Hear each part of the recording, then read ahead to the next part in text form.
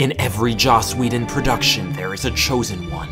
She alone will stand against the monsters, the endearing nerd boy misogynists, and her trauma. She is the strong female character. Girl power!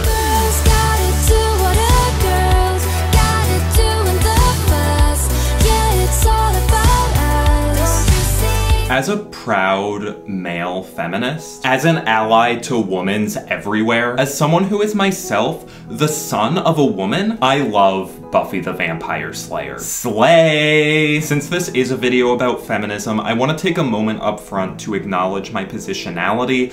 I am a homosexual, which I know is the purest form of misogyny. I'm working on myself every day. I was too young to watch Buffy when it originally aired on TV in the 90s and early 2000s, but I watched it on Netflix in middle school, and I loved it. I don't think I had ever been as invested in a work of fiction as I was in the story of Buffy Summers and her friends coming of age, kissing some boys, and slaying some vampires. I made my friends watch it, I bought all the DVD box sets so I could see the special features, I read the comic book continuation, if I was feeling down I would repeatedly listen to the soundtrack of the musical episode, and I also loved the show's creator, Joss Whedon, feminist king, woo! So if you're unaware, Joss Whedon is the creator of Buffy the Vampire Slayer, Firefly, the first two Avengers movies, and a whole bunch of other beloved nerd media. For many years, he was widely portrayed as sort of a nerd bro feminist icon. He writes strong female characters, and he regularly publicly congratulates himself for being so good at writing strong female characters,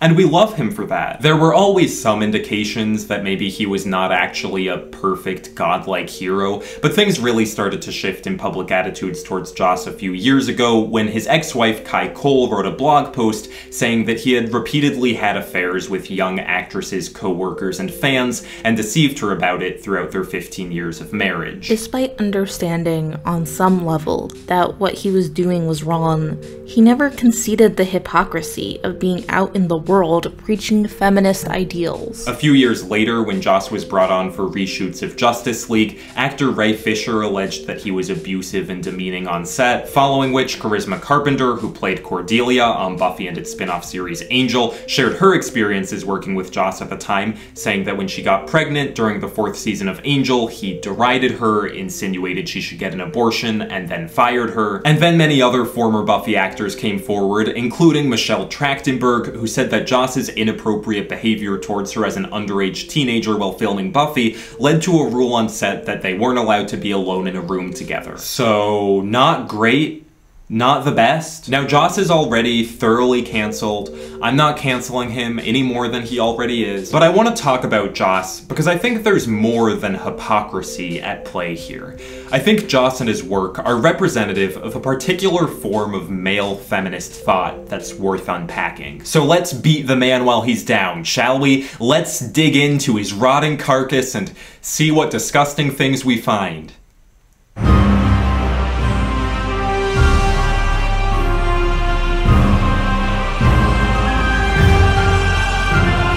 Wow, would you look at that? I'm a nerd channel now. No more vampire, bad. Poof, vampire gone.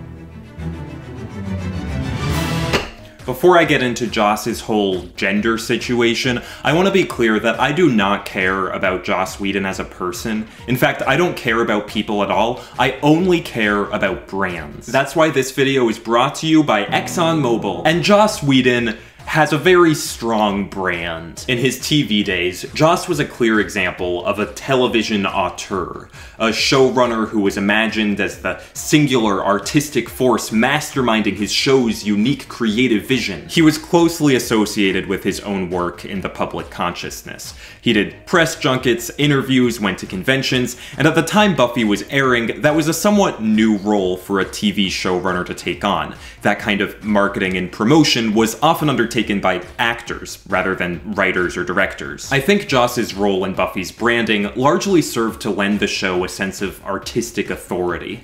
A common narrative around Buffy for many fans was something like, it's not just a teenage girl show, it's actually high-quality television, and the proof of that is that it was created by this angsty, brooding man. And he is truly angsty and brooding. Like, here's a passage from a profile of Joss after the release of the second Avengers movie, in which all your favorite superheroes fight a big scary robot boy named Ultron. Ultron's pain is very, very real to me, said Whedon. He can't control the way his pain makes him behave. Whedon paused, his soft voice grown even softer. And I can relate to that. Okay. And like, personally, 13-year-old me totally bought into the Joss Whedon brand. Like, I remember that I was not at all interested in the Marvel movies until I learned that Joss Whedon had directed the Avengers, and then I was like, wow, these must be the greatest works of art of the 21st century. This is like the contemporary equivalent of Greek mythology. This is modern-day folklore. I love engaging with culture, and I watched all of the Marvel movies over the course of like a week. Much of the fandom around Buffy and Joss's other work was very centered on Joss's authorship. Like, oh, there's this great piece of dialogue in an episode written by someone other than Joss? Well, Joss must have had a hand in doing some rewrites on that one. Everything good about something Joss worked on can be attributed to Joss, and anything bad is because of the studio or the executives or someone other than Joss. This figure of the auteur is very prominent in film. Filmmakers like Quentin Tarantino have a singular cinematic style that means it's totally fine for them to choke their actors, spit on them, or bully them into getting into car crashes. It's just super necessary for the art, you guys. In fact, it's probably good for marketing to have some behind-the-scenes abuse on our gritty masterpiece. But in some ways, it feels even more egregious to me for TV, where the collaborative nature of the medium is very apparent. Like, many episodes of Buffy were written and directed by people other than Joss, but there was still this commitment from fans, my 13-year-old self included, to an auteur imagining of the show's artistic hierarchy. We want to see this genius white man in charge. So with that said, before I continue with the video, I want to be clear that this is all my pure artistic vision and nobody else helped me. I didn't read anyone else's opinions on any of the things I'm going to talk about. Nobody read or provided feedback on the first and only draft of my script. I personally invented the idea of auteur theory. I invented feminism. Joss Whedon is a fictional character who I came up with for my art.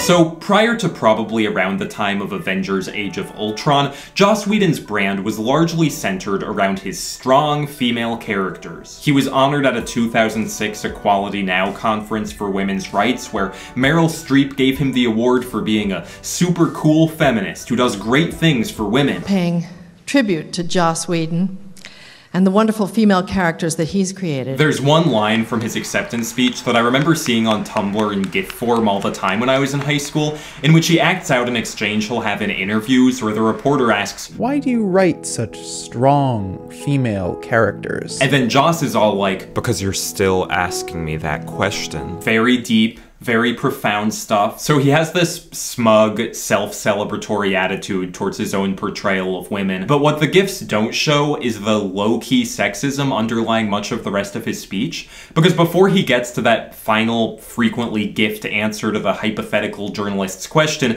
he goes through a selection of other answers he could give. Why do you always write these strong women characters? I think it's because of my mother. It's my friends, particularly my wife. Ah, yes. I, too, have met several women. Why do you write these strong women characters? When I created Buffy, I wanted to create a female icon, but I also wanted to be very careful to surround her with men who not only had no problem with the idea of a female leader, but were in fact engaged and even attracted to the idea. Yeah, so the attracted to part is where I start getting a little concerned. And then he's like, "So why do you create these strong women characters?" Because they're hot. Okay, so this line is like a joke, I guess, but it also seems to me emblematic of Joss's larger vision of women, feminism, and badass girl power. And to explain how, we're gonna need to talk about womb envy, a central concept in Joss Whedon's feminist theory. So the concept of womb envy originated in the 1920s with the work of psychoanalytic feminist Karen Horney, which is just the perfect name for a psychoanalytic feminist. She was writing in response to Freud's concept of penis envy, which claims that women experience unconscious anxiety resulting from the lack of penis. And Horney's like, okay, maybe that's a little bit true, but that's mostly just because we want to pee standing up. The bigger deal is that men envy the ability to give birth. And not only do they envy it, but they feel this unconscious fear and anxiety surrounding a mysterious bodily childbearing power that they don't have access to. That's how I would say the concept originates, with a feminist intellectual. But according to Joss, in a blog post he wrote on his own fan site, he actually came up with it himself. The theory I developed in college, shared by many I'm sure, is one I have yet to beat. Womb envy. Okay, Joss. Tell us more about this interesting idea you came up with. What is wrong with women? I mean wrong. Physically, spiritually, something unnatural, something destructive, something that needs to be corrected. I should probably clarify that Joss is not saying he believes this. He's saying this is a pervasive, deeply ingrained cultural feeling. And womb envy is his answer as to how society got there. It's the origin story for misogyny. Biology. Women are generally smaller and weaker than men, but they're also much tougher. Put simply, men are strong enough to overpower a woman and to propagate. Women are tough enough to have and nurture children, with or without the aid of a man. Oh, and they've also got the equipment to do that, to be part of the life cycle, to create and bond in a way no man ever really will.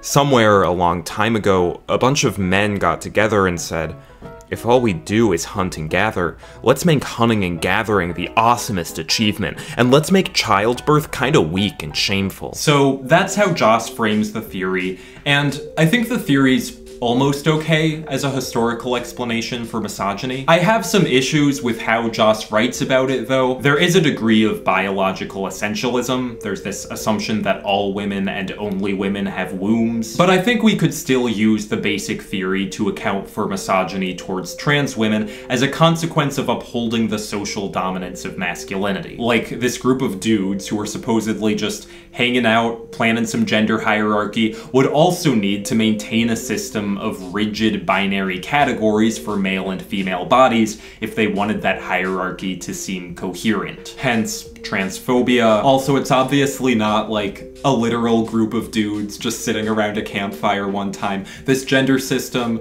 arose and shifted over time. I don't think Joss is saying otherwise, but I want to be clear about that. My point is, Joss's ideas here are essentially in line with this branch of 1920s psychoanalytic feminism. So good for him, I guess. The thing I get stuck on with Joss, though, is like, I mean, I don't want to psychoanalyze him too much, but I'm totally fine psychoanalyzing his public auteur brand. And the thing is, I think his brand has so much fucking womb envy.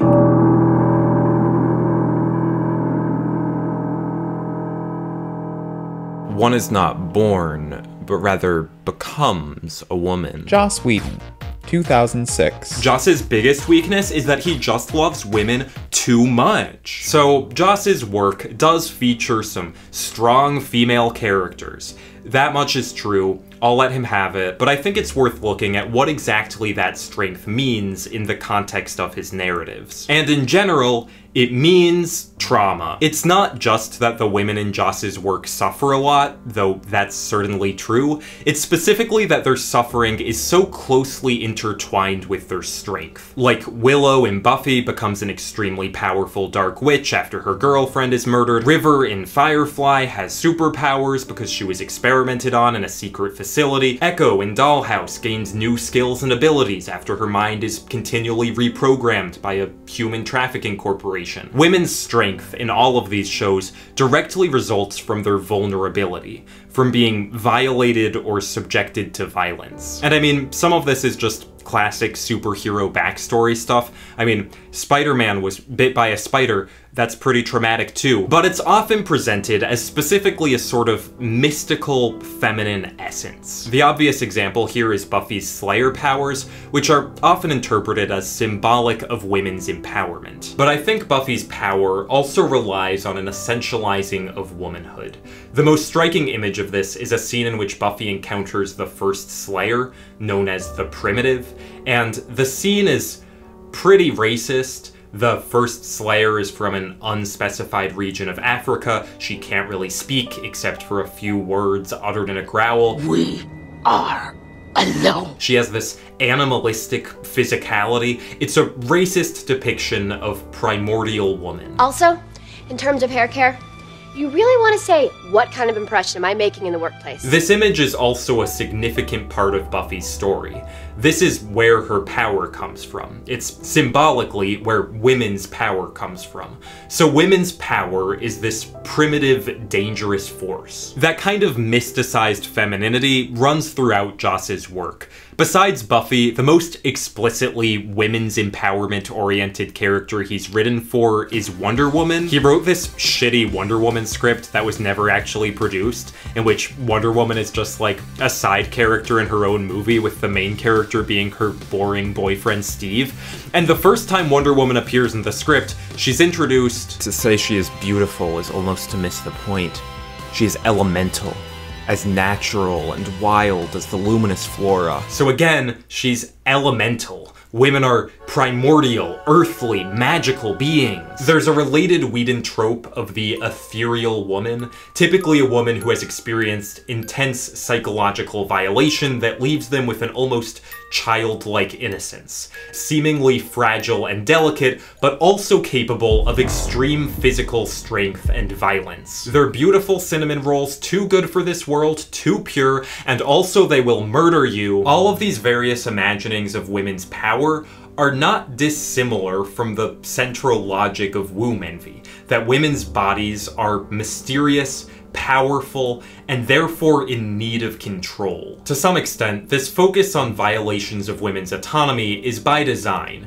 Joss's work does often explicitly explore misogyny. In Buffy, for example, we repeatedly see men's efforts to control or contain the Slayer's power. But while those plotlines feature misogynistic men as villains, they don't challenge the framing of women's power that those villains are operating on. Like, yeah, men shouldn't try to control women's bodies, but the powerful feminine essence that they're trying to control is still basically a mysterious and frightening thing. And of course, if we're gonna talk about womb envy, we need to talk about all of the pregnancy. Joss loves to do weird shit with reproduction. The most widely controversial, though probably least weird example of this was the handling of Black Widow's character in Avengers Age of Ultron. Black Widow, otherwise known as Natasha Romanoff, was trained as an assassin in a secret Soviet brainwashing facility.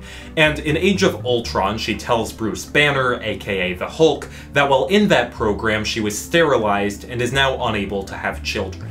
One less thing to worry about. The one thing that might matter more than a mission. Makes everything easier. Even killing.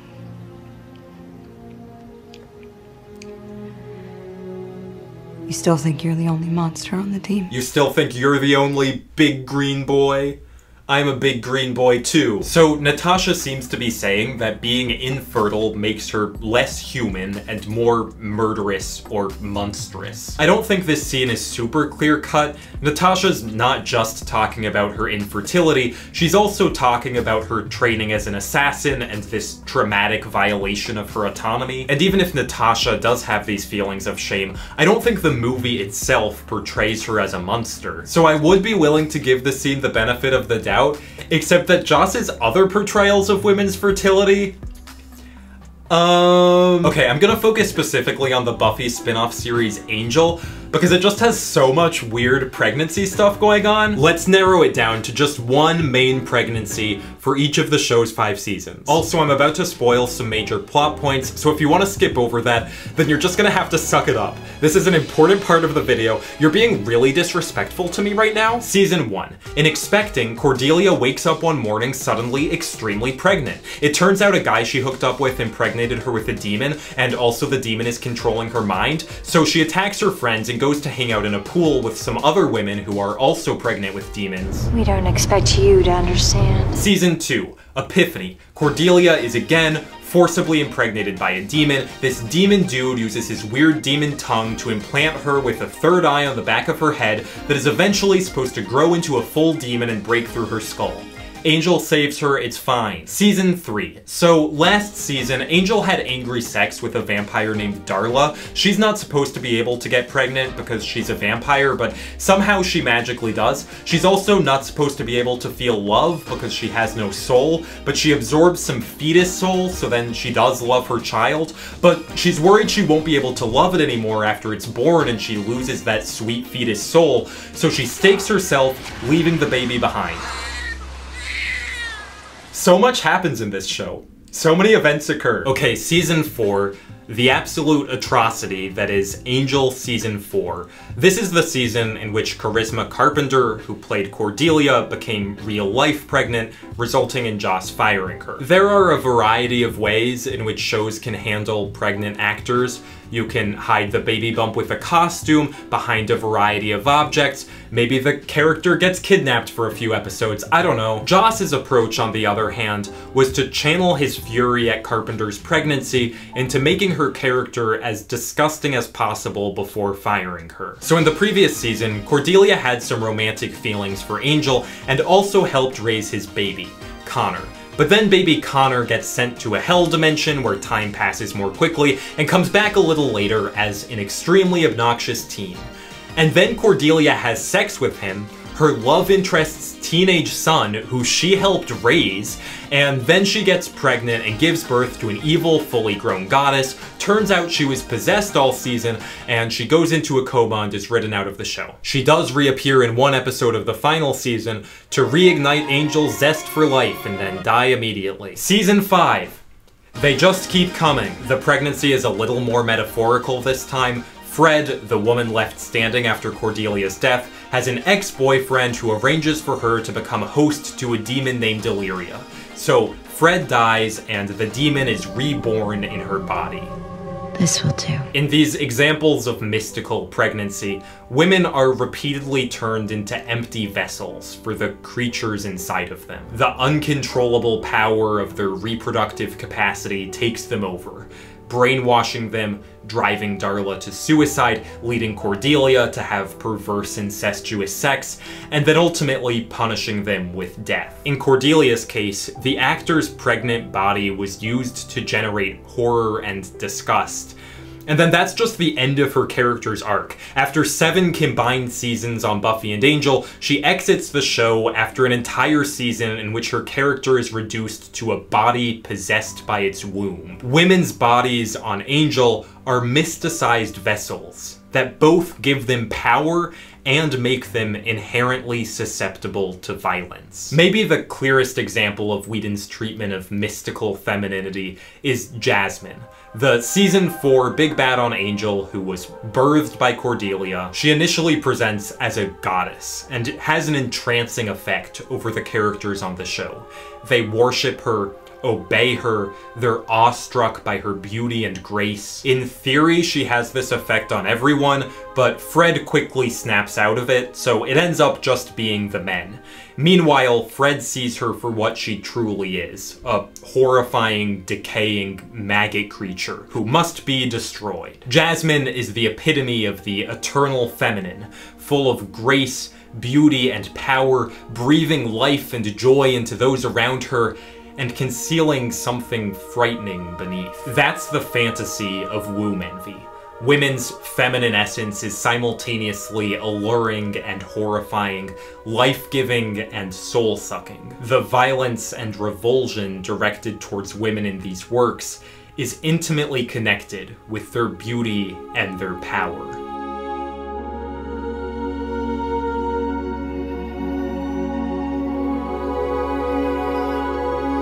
I want to give two brief disclaimers here. Number one, it is okay to like flawed art.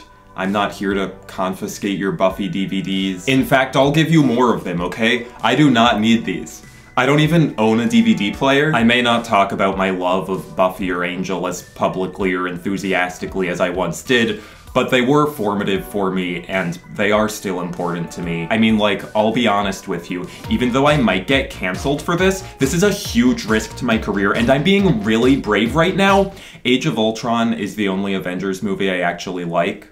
So clearly my opinions are worthless. Disclaimer 2, making problematic art does not imply that the person who made it is real-life abusive. Joss Whedon just went above and beyond and did both. Again, I don't care that much about Joss as a person. I've never met him. I hope I never will. But I do think that Joss's feminist theory, as expressed in his writing, can help us understand his rebranding as a huge asshole. The narrative around Joss has largely revolved around hypocrisy, how he used his performative feminism to gain trust and mistreat women. But I think he's also indicative of a specific form of horny dude feminism that doesn't understand women as people, but as mysterious, powerful, badass goddesses. It ostensibly rejects misogyny, but doesn't challenge the gender essentialism that underlies it. In her essay about her marriage to Joss, Kai Cole wrote, "There were times in our relationship that I was uncomfortable with the attention Joss paid other women. He always had a lot of female friends, but he told me it was because his mother raised him as a feminist, so he just liked women better. He said he admired and respected females." As I've shown, Joss's work suggests a form of admiration or veneration of women that's ultimately just another form of dehumanization. Joss isn't talking about equality here. No, women are better. They're better than people. They're transcendent feminine beings full of power and grace. Cole also shared part of a letter that Joss wrote to her after the collapse of their marriage. When I was running Buffy, I was surrounded by beautiful, needy, aggressive young women. It felt like I had a disease, like something from a Greek myth. Suddenly, I am a powerful producer, and the world is laid out at my feet, and I can't touch it. First of all, ew. Gross. But again, he uses this language describing women as a mythological force, as if he's heeding the siren's call. How could he possibly have control over himself in the face of women's seductive brainwashing? Going back to Joss's analysis of womb envy. Biology. Women are generally smaller and weaker than men, but they're also much tougher. What I'm struck by is how he still accepts this vision of women's toughness on face value, as an innate biological truth. Women are still defined in his framework by their reproductive toughness. Womanhood is still an essentialized category. Women's power is not social or cultural, it's biology. That conception of power isn't empowering, it's dehumanizing. So, in conclusion, I'm so honored to accept the award for Best Feminist of the Year. Why did you make this video essay about Joss Whedon's misogyny? Because you're still asking me that question. Okay, that's the video. If you enjoyed it and want to see more gender and pop culture content, my last video was about The Bachelor, a show that's almost as feminist as Joss Whedon. Also, hey, I have a fun idea. Maybe you should like and comment and subscribe and hit the bell to turn on notifications, and also support me on Patreon to get behind the scenes content and early access to my videos for as little as $1 a month. That would be pretty cool, in my opinion.